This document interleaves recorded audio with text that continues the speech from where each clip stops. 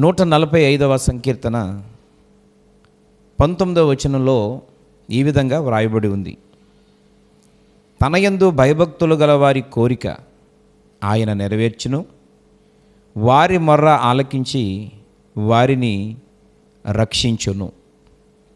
కీర్తనాకారుడైనటువంటి దావీదు భక్తుడు అనుభవంతో తన జీవితంలో ప్రభు అయినటువంటి దేవుడు చేసినటువంటి అద్భుతమైన కార్యాలను హృదయపూర్వకంగా అనుభవిస్తూ అతడు సంతోషభరితుడై ఆ అనుభవాలను పొందినవాడై తను పొందినటువంటి ఖ్యాతిని, ఘనతను, మేలులను ఈ వాక్యములో ఆయన పొందుపరిచి ఉన్నాడు.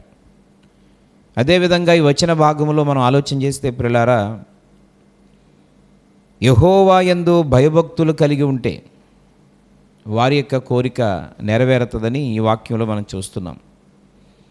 మనం ఒక విషయాన్ని ఆలోచన చేస్తే ఈ సమాజంలో మానవునిగా భూమి మీదకు వచ్చినటువంటి వారందరికీ కూడా కోరికలు లేనివారంటూ ఎవరూ లేరు. కోరిక అనగా ఆశించడం. ఈరోజు భూమి మీద జీవిస్తున్న మనం ఆశించడం అనేటువంటిది ఖచ్చితంగా మనందరిలో ఉండేటువంటి ప్రధానమైన లక్షణం.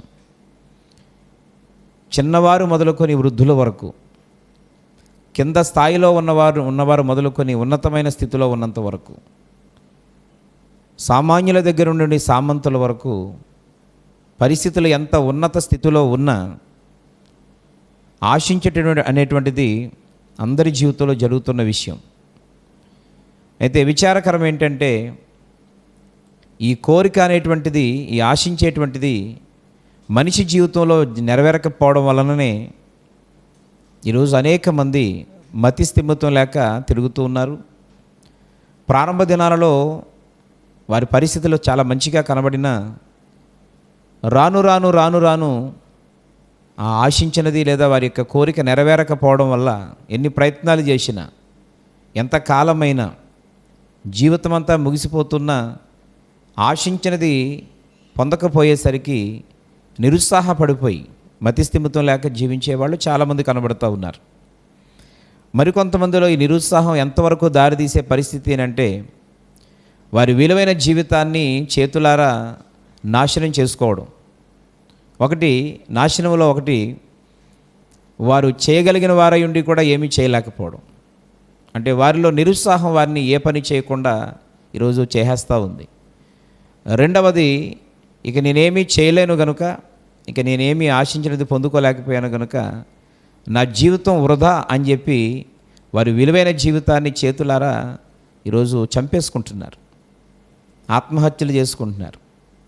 ఈ భూమి మీద ఉండకుండా వెళ్ళిపోవాలనేటువంటి ఆలోచన కలుగుతూ ఉంది.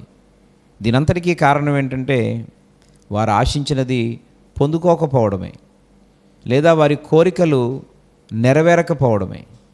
అయితే ప్రియులారా, ఈ కోరికలు కోరికలు కోరికలు అనేటువంటి మాట మనం వింటున్నప్పుడు ఇక్కడ ఏమాత్రం లోక సంబంధమైన, శారీరక సంబంధమైన, ఈ యొక్క లోక సంబంధమైనటువంటి కోరికల గురించి దేవుని యొక్క వాక్యం మాట్లాడట్లేదు. కానీ ఈ భూమి మీద మానవుడు జీవించుచున్న జీవిత కాలంలో భౌతికంగా మానవుడు జీవించడానికి కొన్ని అవసరాలు తప్పనిసరి. మనిషి ఎదగాలనంటే కొన్ని పరిస్థితులు మెరుగుపరచబడాలి. అది భూమి మీద బ్రతకడానికి దేవుని యొక్క ఉద్దేశంతో కూడినటువంటి మంచి కోరిక ఉంటుంది. అంతకంటే ప్రధానమైనది ఆత్మ సంబంధమైనటువంటి కోరిక, ఆత్మ సంబంధమైన కోరిక.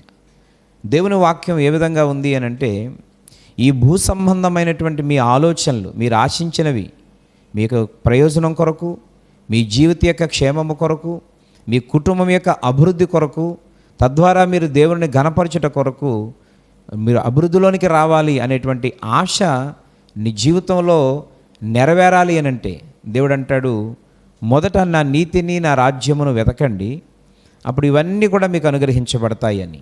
అయితే ఇక్కడ దావీదు యొక్క అనుభవంలో నుండి మాటను మనం ఆలోచిస్తూ ఉన్నప్పుడు ప్రియులారా, దావీదైతే ఈ భూమి మీద తను ఎలా జీవించాలో, ఎలా నడవాలో అలాంటి ఆలోచనల కొరకు తన కోరికలు లేవు. కానీ ఆత్మీయత విషయంలో ఒక చక్కని కోరికలను కలిగిన వాడై ఉన్నాడు.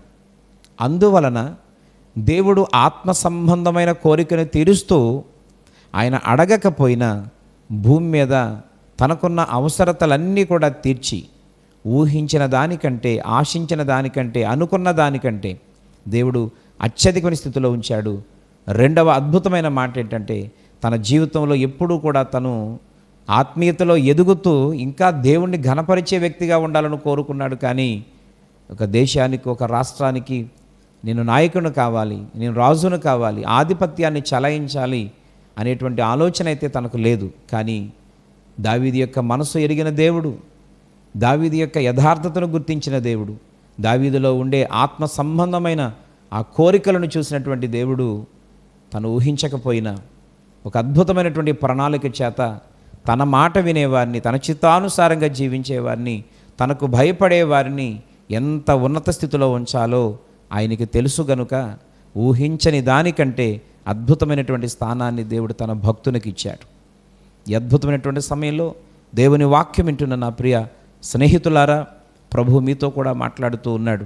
ఈరోజు మనందరి యొక్క ఆలోచన, ఆత్మ సంబంధమైనటువంటి ఆశలు నీలో ఉంటే, దావీదు లాంటి మంచి మనసును నీవు కలిగి ఉంటే, ఒకవేళ ఈరోజు నీ కుటుంబ పరిస్థితిని బట్టి, లేకపోతే నీకున్న ఆర్థికమైనటువంటి దయానీయమైన పరిస్థితిని బట్టి, లేకపోతే ఆ పేదరికమైనటువంటి కుటుంబంలో పుట్టినటువంటి వారమై ఉంటే, లేకపోతే మన వెనక సపోర్ట్ చేసేవాళ్ళు, మనల్ని ప్రోత్సహించేవాళ్ళు ఎవరు లేకుండా ఉండే పరిస్థితిలో ఉన్నప్పుడు మనము ఏది కూడా ఉన్నతమైన దాన్ని ఆశించము.